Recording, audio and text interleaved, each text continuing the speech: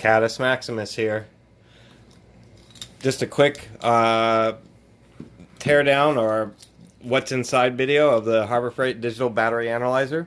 One thing I didn't point out in the review is that the connectors actually have separate wires going to each side of the jaws, so it gets a really accurate measurement, and they are soldered.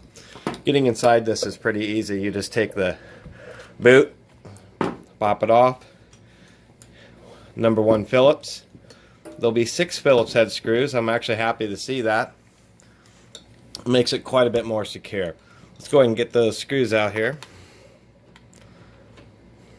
If I can. There we go.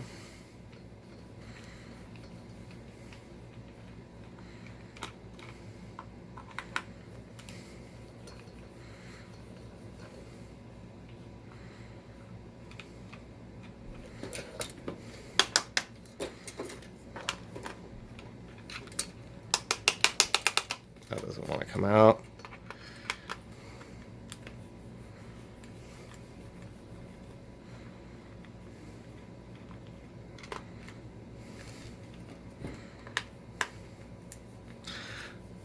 These work pretty well. They're really handy as a milliohm meter or as a resistance meter that can work on very low voltages, although it's a little funky to use like that because you can't just run that kind of mode on demand here. We're just pulling out these few screws, and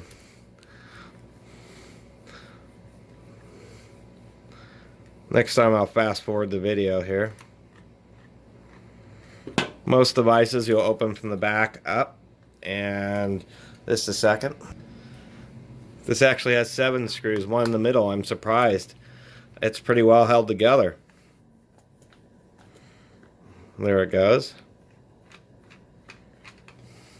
We'll pull the back off. There we go. And that's surprisingly complicated inside.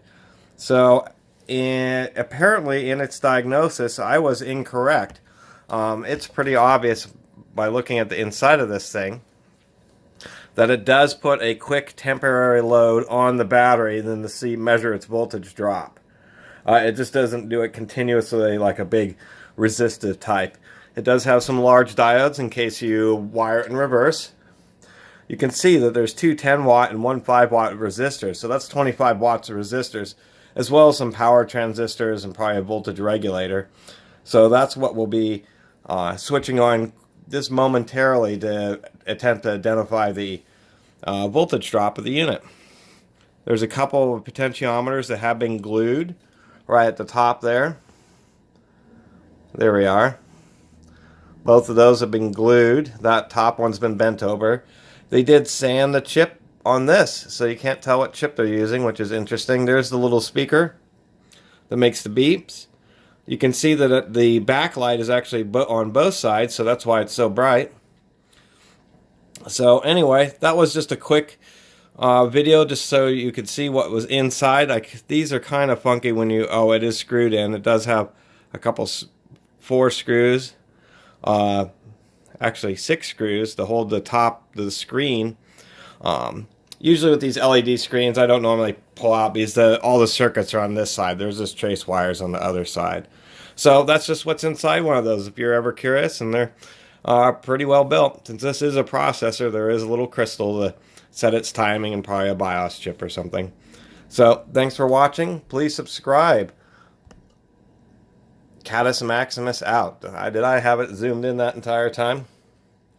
I probably did. Oh well. Thanks for watching. Bye.